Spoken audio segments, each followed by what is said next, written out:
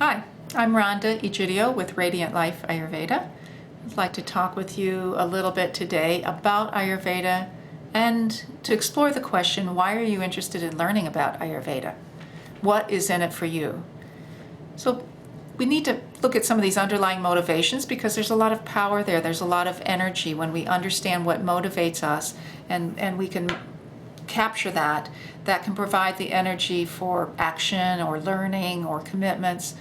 So it's helpful to understand the motivations a little bit. So why do people come to Ayurveda? Why are people interested? Well, people want to improve their health. They want to go from poor health to good health, from good health to excellent health, or from excellent health to radiant health.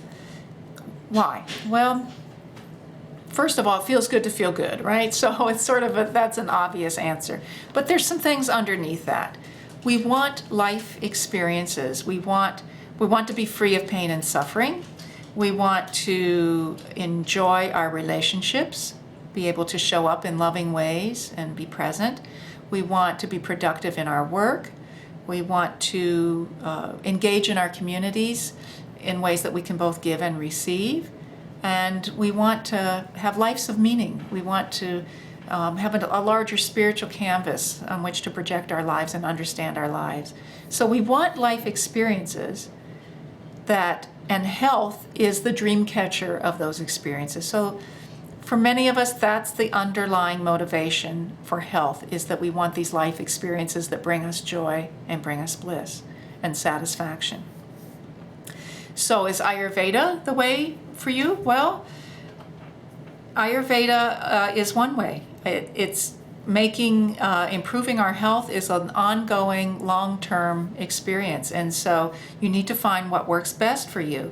And so it's helpful to explore Ayurveda to see if that's what it is. But it needs to be something that you just are fascinated with, you want to learn about, that the strategies or the techniques seem to suit you, that it makes sense to you, that you have some drive to learn about it, because really health, good health, excellent health, radiant health is a lifelong experience, and it takes an ongoing commitment. So it needs to be something that has some fascination for you in some way. And perhaps Ayurveda is it. Ayurveda has been around 5,000 to 8,000 years. It's based on you being at the center of it. So what that means is that we don't treat a disease per se. Two people may have diabetes, but it might be treated very differently because you work with the individual, not with treating the condition. So in working with the individual, you start with an assessment or a self-assessment, or if you're working with a practitioner, an Ayurvedic practitioner, they may take the pulse assessment. But anyway, you participate in an assessment so that you can find out what imbalances are going on for you.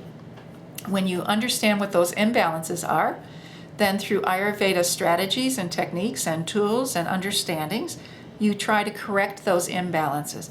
For instance, so if there's too much heat in your system, it's the theory of opposites. So too much heat, you eat foods that are cooling, like zucchini, like asparagus.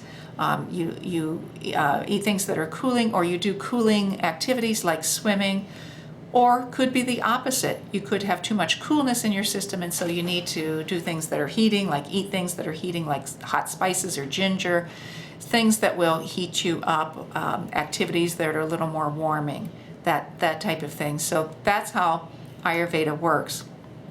We pull into Ayurveda. It's very broad in terms of the strategies.